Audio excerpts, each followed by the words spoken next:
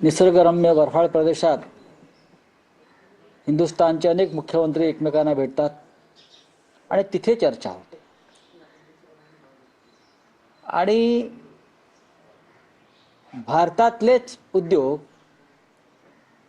डावोसला जाऊन मुख्यमंत्र्यांशी करार करतात जनतेच्या कराच्या पैशावर। जायला हरकत नाही, पण जो फौजफाटा राज्यातून जातो स्वित्झर्लंडला, पंतप्रधानांनी त्याच्यावर लक्ष ठेवणं गरजेचं आहे की खरंच मध्य प्रदेशमध्ये गुंतवणूक येते आहे का, आंध्रमध्ये गुंतवणूक येते आहे का, इतक्या डावोसला फेऱ्या मारून वर्षानुवर्ष। महाराष्ट्रामध्ये किती कोटीचे करार झाले? 14 लाख कोटीचे का? काल एका दिवसात 1 लाख कोटीचे एका दिवसात 14 लाख रोजगार मिळणार, 14 लाख। आणि मुंबईत 9 लाख रोजगार मिळणार। म्हणजे हे आकडे जे आहेत हे सुखावणारे आकडे आहेत राज्याच्या दृष्टीनं।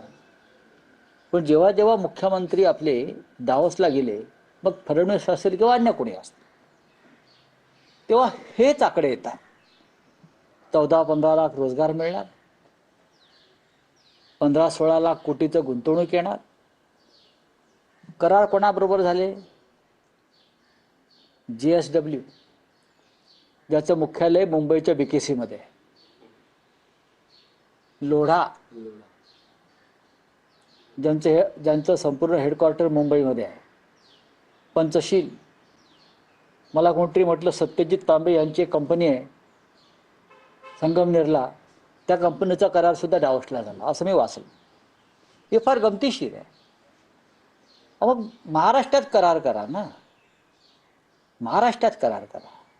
तुम्ही या देशातल्याच कंपन्यांशी करार डावोसला जाऊन करणार असाल आणि त्याचे फोटो झळकावत असणार सर्वत्र, जगामध्ये हसं होतं असं अनेक तज्ज्ञांचं म्हणणं आहे। मी वाचलं मगाशी की भारताचं जगामध्ये हसं होतं अशा प्रकारे।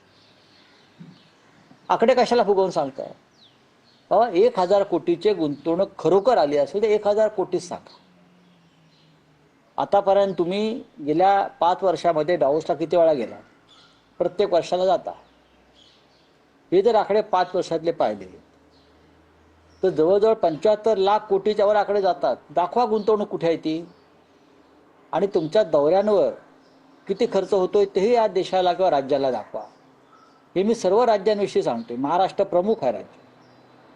ज्या गोष्टी तुम्ही मुंबईत बसून करू शकता त्यासाठी अशा प्रकारे पंचतारांकित पिकनिक करण्याची गरज नाही। हे जर आकडे खरे असतील तर मी स्वागत करतो। जे आकडे दिले जात आहेत